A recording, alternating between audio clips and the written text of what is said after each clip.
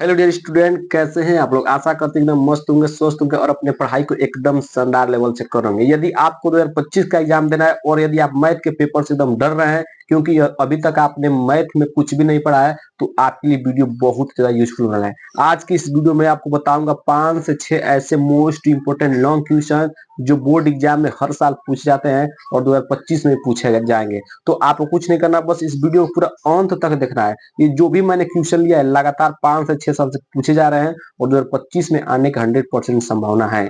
तो आपको इस वीडियो पूरा ध्यान पूर्वक देखना है और इस सवाल को बार बार रिपीट करना है। मैथ में अधिकतर बच्चों का नंबर कम आता है क्योंकि वो क्वेश्चन क्या करते हैं, ज्यादा से ज्यादा सॉल्व नहीं करते हैं। ठीक है, तो जो भी क्वेश्चन मैं बताऊंगा उसका सॉल्यूशन आपको देखना है, फिर क्या करना है, इसको अपने कॉपी पर लगा लेना है। और यदि आपने बस इतना ही कर लेते हैं, यहाँ से आपका 30 नंबर तक पक्का करा देंगे 100% बाबू। ठीक है, तो चलिए वीडियो को स्टार्ट करते हैं। और वीडियो को स्टार्ट करने से पहले यदि आप हमारे चैनल पहली बार आए तो चैनल को सब्सक्राइब कीजिएगा, वीडियो को लाइक और प्यारा सा कमेंट जरूर कीजिएगा बाबू। मैं इसी तरह सभी सब्जेक्ट का मोस्ट वांटेड क्वेश्चन इस चैनल पर अपलोड कर रहा हूँ, तो आप जाकर उन सभी वीडियो को देख लीजिए और अपने सभी सब्जेक्ट में 95+ स्कोर के लिए का जाए कोई भी सब्जेक्ट हो आपके। ठीक है, तो चलिए सबसे पहला प्रश्न आपको मैं दिखाने जा रहा हूँ, उसका सोल्यूशन भी आपको करा। सबसे पहला प्रश्न आपके एग्जाम में पूछा गया है, 2024 में पूछा गया है, 2023 में पूछा गया है और 2022 में पूछा गया, मतलब 24, 23 और 22 3 साल से पूछा जा रहा है। और वेरी वेरी मोस्ट इंपोर्टेंट प्रश्न है। और एक ही बार नहीं, कम से कम 2024 में जो आपके 7 सेट बने थे उसमें से 3 से 4 सेट में ये प्रश्न आ चुका है। बस यहाँ पर 13 मात्रक लिखा है तो 10 मात्रक हो सकता है। ठीक है, लेकिन हु बहुत ऐसे ही लगाना है और आपके एग्जाम में 4 नंबर का प्रश्न पूछा जाएगा। 100% आउट ऑफ क्वेश्चन है 2025 का। ठीक है, तो प्रश्न क्या कर रहा है, कर कि यदि बिंदु दो बिंदु है -1, -3 तथा x, 9 के बीच की दूरी 13 मात्रक है, तो x का मान ज्ञात करना है। इस x का करना है मान ज्ञात करना है। ठीक है, चलिए इस प्रश्न का हम लोग निपटारा कर देते हैं, एक कदम आराम से समझाएंगे ताकि आपको कोई भी दिक्कत ना हो। एक एक प्रश्न को ध्यान से समझते चलिएगा। ठीक है, सबसे पहले आपको कोई भी क्वेश्चन हो तो उसको हल करने का तरीका क्या होता है, सबसे पहले आपको लिखना है हल। क्या लिखना है, लिखना है हल। हल लिख दिया आपने। ठीक है, अब इसको सॉल्व करते हैं। ठीक है, आपको दो बिंदु दिया, मान लीजिए एक बिंदु ए है और एक बिंदु ए है। ठीक है, इस बिंदु का निर्देशांक मान लीजिए क्या है, -1, और इस बिंदु का निर्देशांक क्या है, x, 9। ठीक है, इनके बीच का जो दूरी कितना दिया है, 13 मात्रक दिया। कितना दिया है, 13 दिया। मतलब इस बिंदु से और इस बिंदु के जो बीच की दूरी है 13 मात्रक दिया। कह रहा है तो x का कौन कौन ऐसा अंक, x से ऐसा कौन सा अंक रखेंगे जिसको रखकर इसको सॉल्व करें तो आपको 13 मात्रक मिल जाएगा। मतलब आपको x का मान ज्ञात करना है। ठीक है, तो क्या करना है आपको ध्यान से, इस तरह का जब भी प्रश्न आएगा तो क्या करना है, दूरी सूत्र लगाना है। क्या करना है, दूरी सूत्र लगाना। ठीक है, दूरी सूत्र क्या होता है, दूरी सूत्र क्या होता है, मान लीजिए इस बिंदु को ए मान लीजिए, इस बिंदु को बी मान लीजिए। ठीक है, दूरी सूत्र क्या होता है, ए बी इक्वल टू, मतलब दो बिंदुओं के बीच का दूरी सूत्र क्या होता है, √x2 - x1 का whole square plus y2 - y1 का होल स्क्वायर, ये आपका दूरी सूत्र होता है। ठीक है, अब दो बिंदुओं के बीच की दूरी कितना दिया है, 13 दिया है, तो यहाँ पर रख दीजिए 13। ठीक, कोई दिक्कत नहीं होनी चाहिए। x2 और x1 y2 y1 सर क्या है, तो आप इसको किसी को, इसको x1 मान लीजिए, इसको y1 मान लीजिए, इसको x2 मान लीजिए, इसको y2 मान लीजिए। क्या सर मैं इसको x1 इसको y1 नहीं मान सकता, बिल्कुल मान सकता हूँ, किसी को x1 किसी को मान लीजिए, आंसर में कोई फर्क नहीं पड़ेगा। ठीक है, तो x2 का मान क्या है, x है, यहाँ पर रख दीजिए x, माइनस x1 का मान क्या है, माइनस, माइनस क्या हो जाएगा, प्लस 1 का होल स्क्वायर। देखिएगा, एक तो सूत्र में माइनस है और एक वाले माइनस, तो माइनस माइनस क्या हो जाएगा, प्लस 1 हो जाएगा होल स्क्वायर। ठीक है, प्लस हो गया। ठीक है, y2 मान कितना दिया है, 9 दिया है, 9 माइनस 9 माइनस कितना हो जाएगा, माइनस माइनस क्या हो जाएगा, प्लस। ठीक है, होल स्क्वायर हो जाएगा। ठीक है, कोई दिक्कत नहीं होनी चाहिए। ठीक है, अब क्या कीजिए, देखिएगा, दोनों पक्षों क्या कर दीजिए, वर्क कर दीजिए। यू वर्क क्यों करा रहे हैं सर, हमको कैसे पता चला कि दोनों पक्षों को वर्क करना है, ध्यान से कैसे पता चलेगा, इधर रूट है लेकिन इधर रूट नहीं है, इधर रूट है लेकिन इधर रूट नहीं है, तो या तो दोनों तरफ रूट हो या दोनों तरफ रूट नहीं हो। ठीक है, तो इधर से रूट क्या कर दीजिए, हटा दीजिए। तो जब भी आपको रूट हटाने की बात आएगी, जब भी आपको रूट हटाने की बात आएगी तो क्या करेंगे आप लोग, दोनों पक्षों का वर्क करेंगे। ठीक है, लिखना पड़ेगा दोनों दोनों पक्षों का वर्ग वर्ग करने पर। ठीक है, दोनों पक्ष वर्क करेंगे, तो जब इसका वर्क करेंगे तो कितना हो जाएगा, 169, क्योंकि 13 का वर्क कितना होता है, 169 होता है। आज जब इधर वर्क करेंगे तो वर्ग से देखिएगा, जो रूट होता है अगर रूट के ऊपर अगर वर्ग लग जाए, मतलब स्क्वायर लग जाते, ये स्क्वायर सूत्र क्या होता है, कट जाता है, तो इसके ऊपर जब स्क्वायर लगाएंगे तो कट जाएगा, तो क्या बचेगा आपका x + 1 का होल स्क्वायर बचेगा। ठीक है, प्लस 9 3 कितना आ जाएगा, 9 3 12, 12 के कितना हो जाएगा 144।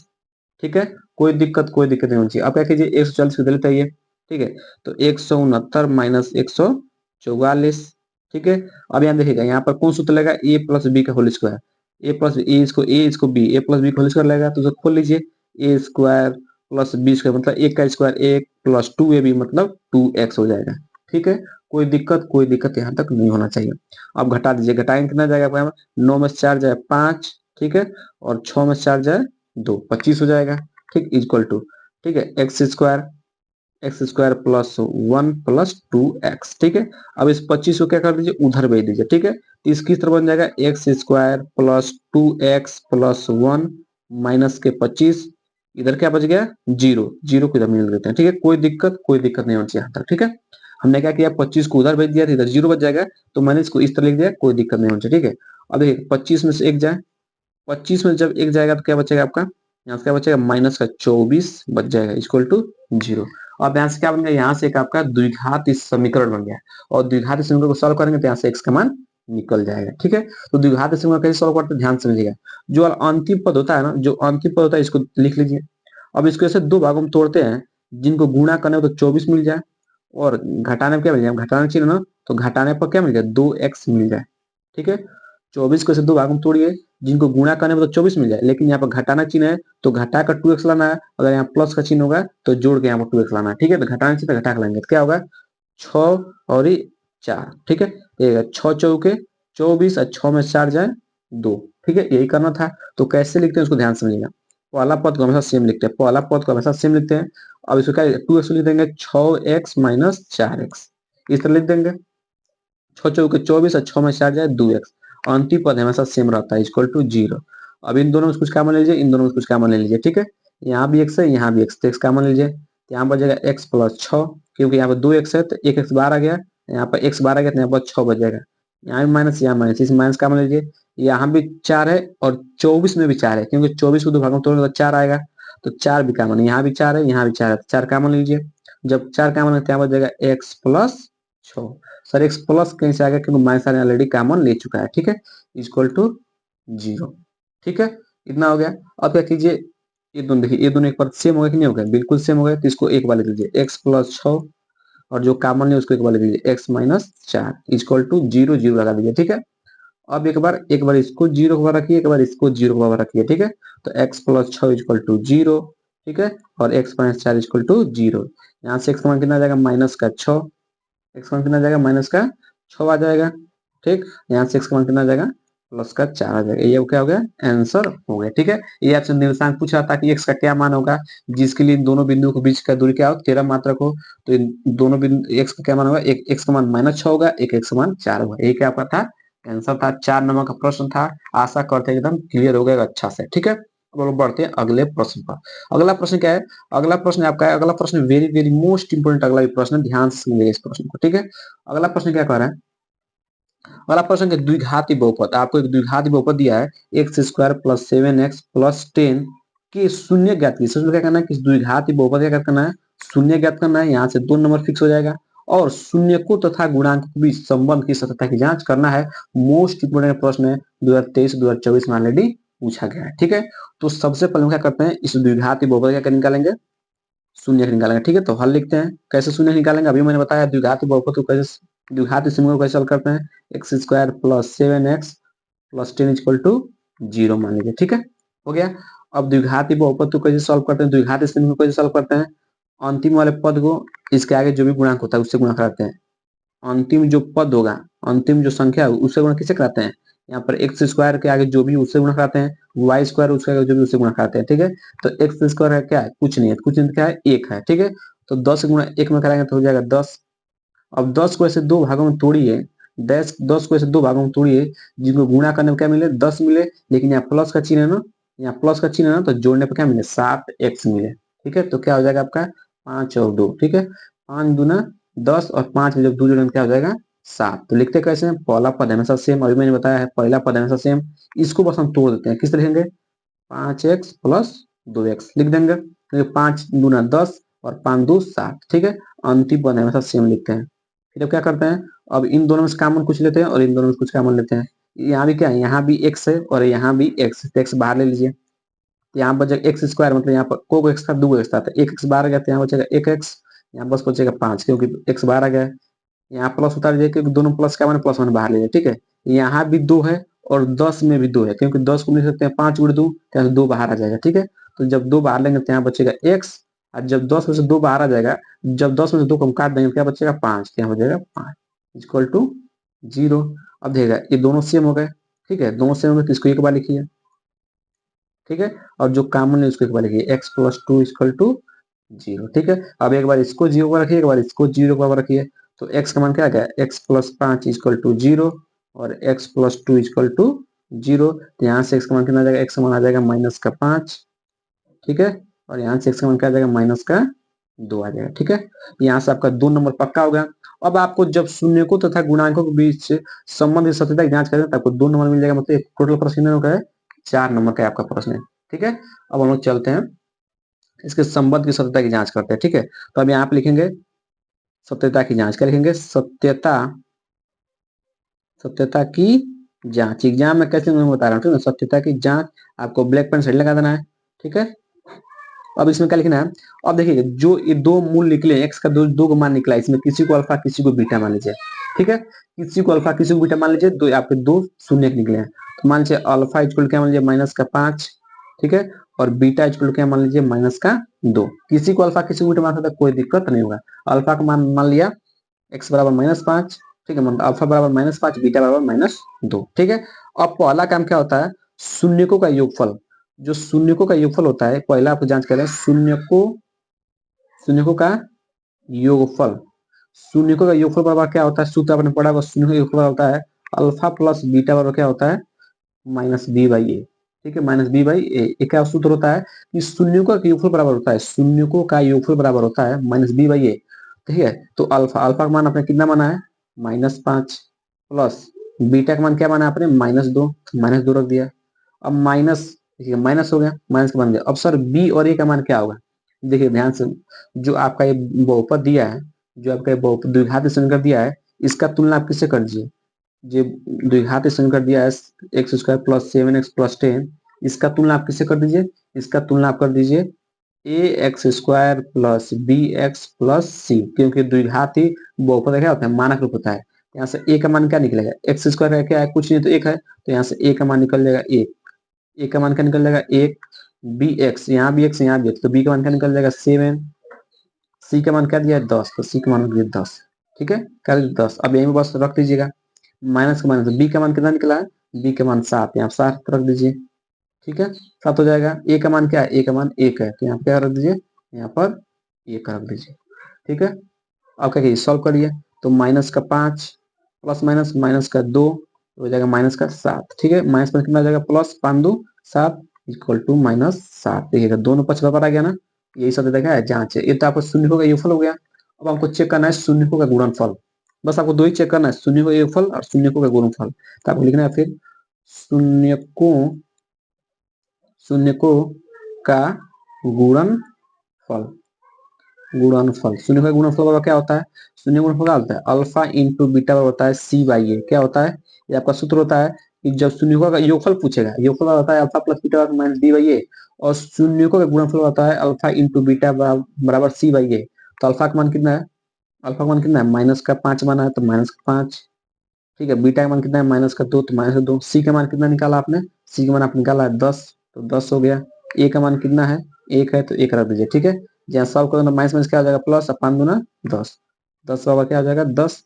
ये क्या हो गया, ये क्या हो गया आपका शून्यकों का गुणनफल भी क्या होगा, देखिए दोनों पक्ष क्या हो गया बराबर आ गया, ठीक है। तो इस तरह करना था आपको सत्यता की जांच करनी थी, सत्यता की जांच हेड लगाना है। फिर आपने जो दो ऊपर शून्य निकाला उसको अल्फा किसी को बीटा मान लीजिए, फिर आपको ए बी सी का मान निकाल लेना है। ए यहाँ पे लिख दीजिएगा ए बराबर 1, बी बराबर 7 और सी बराबर 10, इस तरह लिख दीजिएगा, ठीक है। फिर आप सत्यता की जांच करना स्टार्ट कीजिएगा। ए बी सी का मान कैसे निकालते हैं, जो भी आपको द्विघाती बहुपद देगा उसको x square plus b x plus c से तुलना कर देना है, तुलना करके वहां से एबीसी का मान निकाल लेना है, फिर आपको क्या करना है प्रश्न को हल कर लेना है। आशा करते हैं कि वो लोग प्रश्न एकदम अच्छे से क्लियर हो गए। आप चाहे तो इसका स्क्रीनशॉट ले सकते हैं बाबू, एकदम पूरा जी जान लगा दिया आपको समझाने के लिए।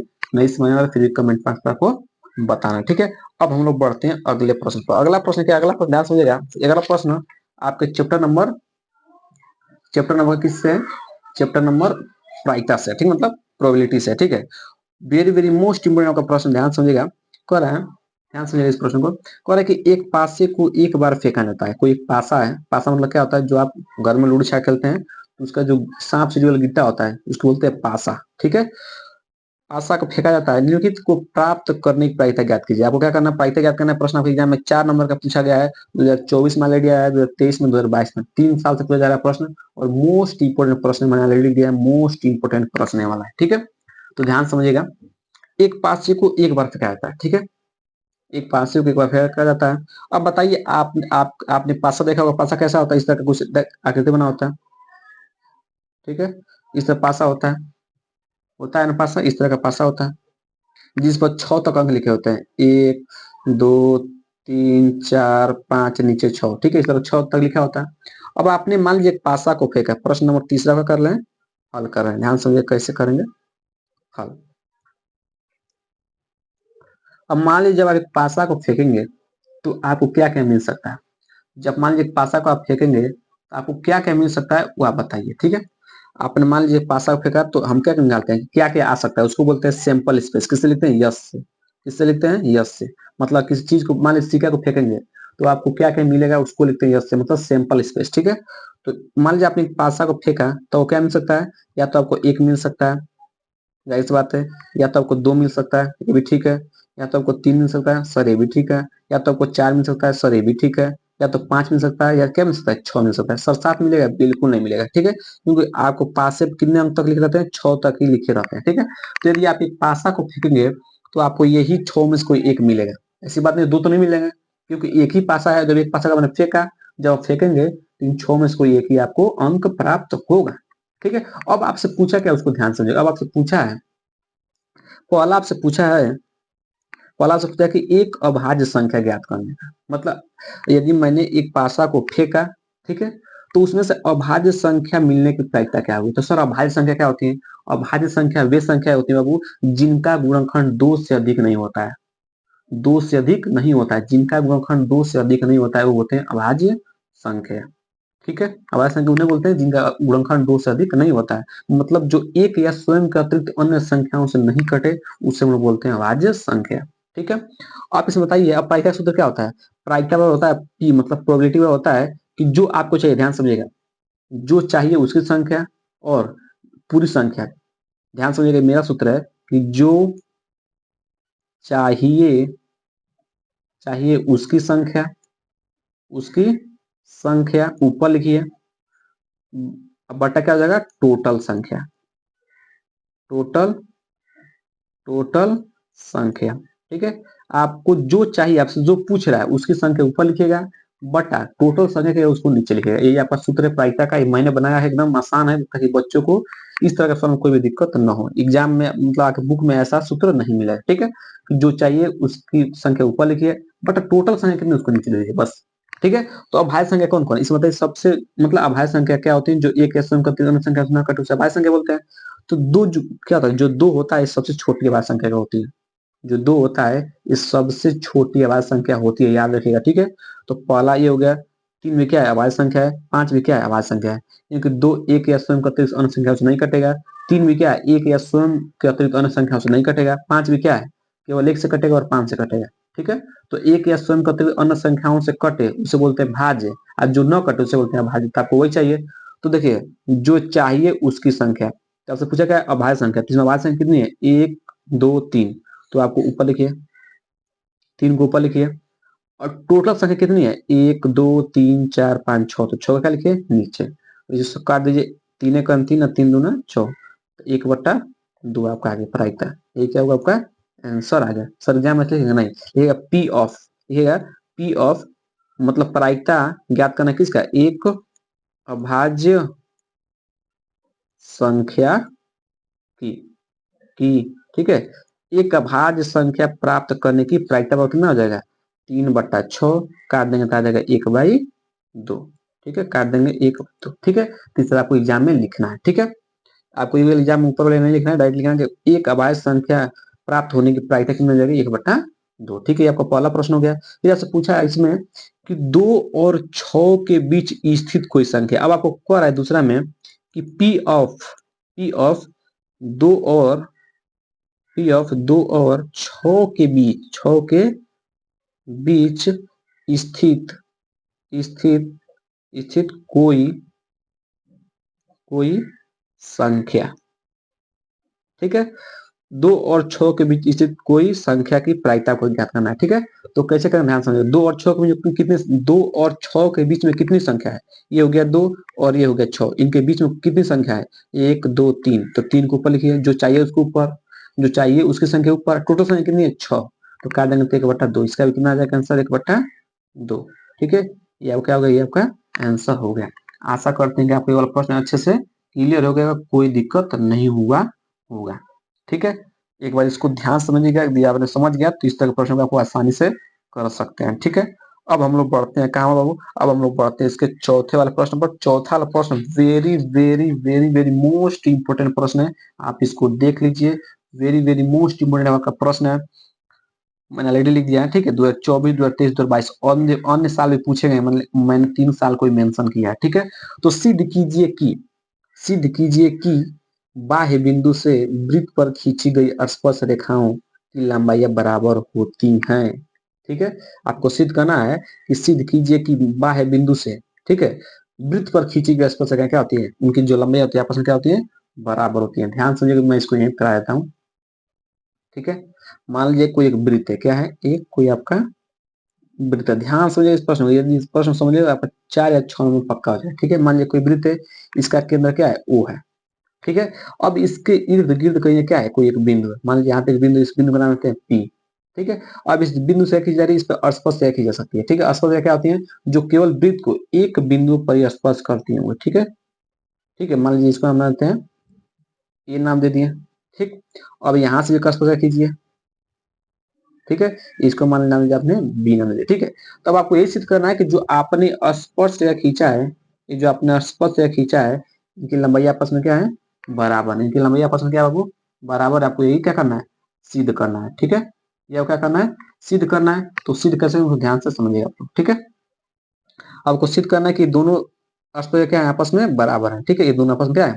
बराबर सिद्ध करना है। ठीक है, तो ध्यान से आप कैसे बराबर सिद्ध करेंगे। ठीक है, जब भी इस तरह का सवाल आ जाए, ये वाला सवाल आ जाता है, आपको रट लेना है, इसको समझ लेना है। कैसे यदि नहीं समझ में तो रट लीजिएगा, क्योंकि क्या आपका चैप्टर 6 या चैप्टर 10 का है। चैप्टर 10 का आपका क्या है? प्रमेय है। ठीक है, प्रमेय है।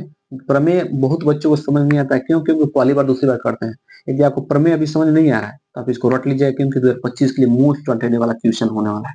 ठीक है, तो क्या करना है, ध्यान समझिएगा। पहले आपको हल लिखना है, जो दिया वैसे लिखना है। ठीक है, मैं जैसे लिखूंगा वैसे आपको एग्जाम लिखना है, एक भी नंबर नहीं कटेगा। ठीक है, हल लिखेगा दिया है, क्या लिखेगा? दिया है। ठीक है, प्रमेय कैसे हल करते हैं। ठीक है, दिया है क्या? उसको ध्यान समझिएगा। दिया क्या है? ओ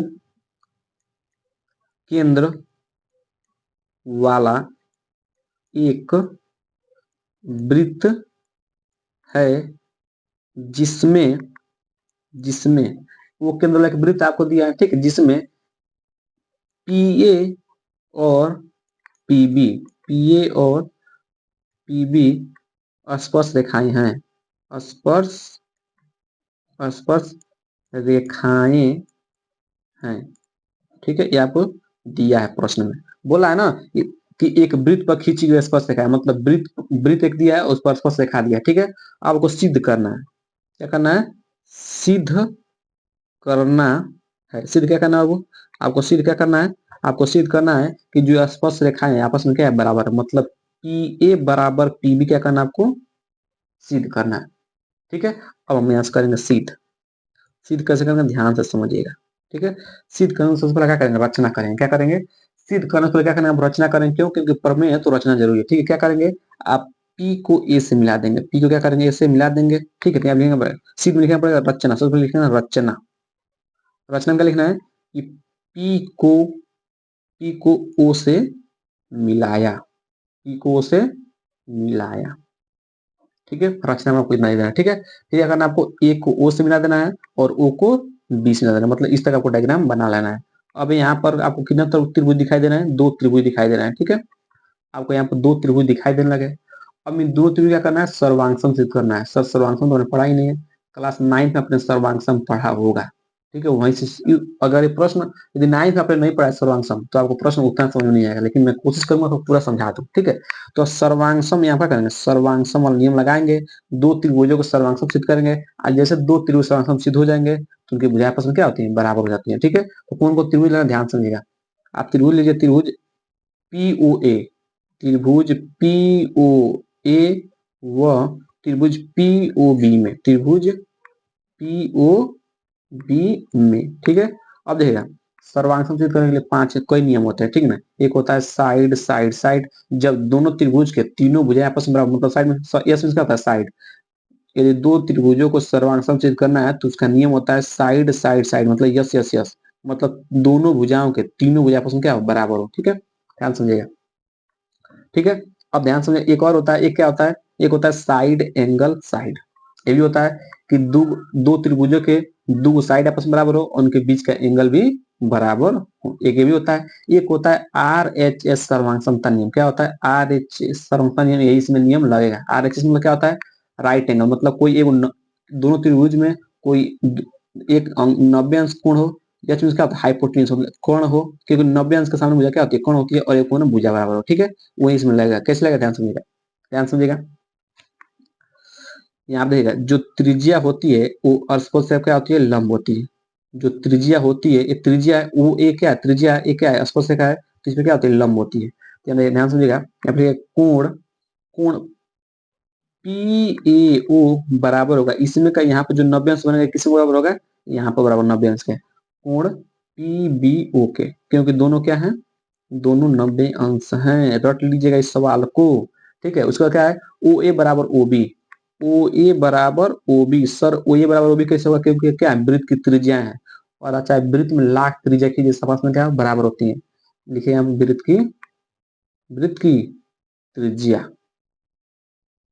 ठीक है, ये हो गया।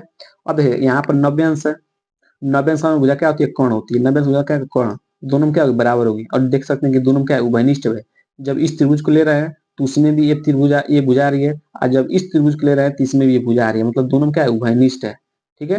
तो लिखिएगा पीओ बराबर पीओ, दोनों में क्या है, उभयनिष्ठ है। क्या है, उभयनिष्ठ है, मतलब कॉमन है, ठीक है, उभयनिष्ठ, ठीक।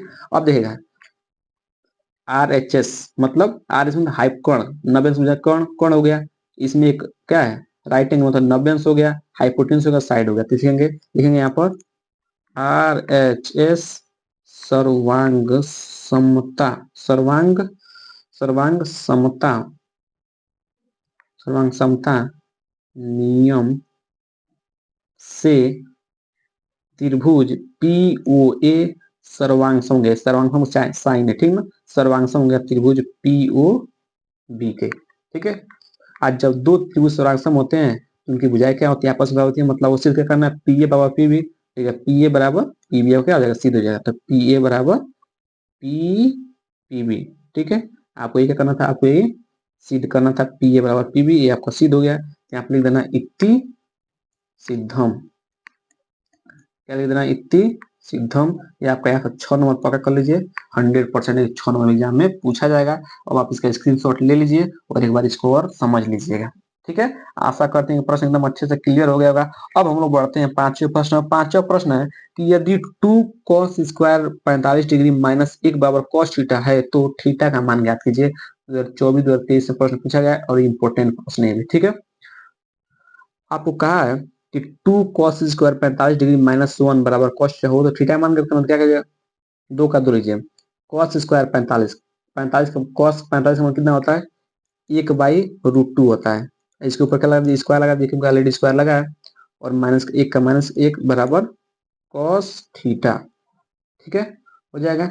अब देखिएगा, ध्यान से इसको कैसे करेंगे, 2 का 2 रख दीजिए, ये स्क्वायर इस पर भी आएगा और इस पर भी आएगा। तो जानते हैं कि जब स्क्वायर रूट पर आता है तो क्या होगा, कट जाता है। तो 1 का स्क्वायर 1, और इस पर जाएगा तो रूट से स्क्वायर क्या हो जाएगा, कट जाएगा, तो यहाँ पर जाएगा 2, 2 से 2 कट गया एक बार में, यहाँ पर ऑलरेडी -1 है, cos थीटा, क्या बच गया 1 -1 इक्वल टू cos थीटा, 1 में से 1 जाए 0, यहाँ पर जाए cos थीटा, ठीक है। तो थीटा कितने डिग्री पर, थीटा कितने डिग्री पर मान 0 होता है, कॉस थीटा, मतलब थीटा का जब कितना रखेंगे तो यहाँ पे मान 0 आ जाएगा। तो थीटा जो कितना होता है 90 अंश, क्योंकि कॉस 90 का मान कितना होता है 0 हो जाएगा, क्या हो जाएगा आंसर हो जाएगा। ठीक है, तो इस तरह मैंने टोटल पांचों क्वेश्चन एकदम आसान पूर्वक सॉल्व कराया बाबू। यदि आपको सभी प्रश्न अच्छे से क्लियर हुए हो तो वीडियो को लाइक कीजिएगा, चैनल को सब्सक्राइब, प्यारा सा कमेंट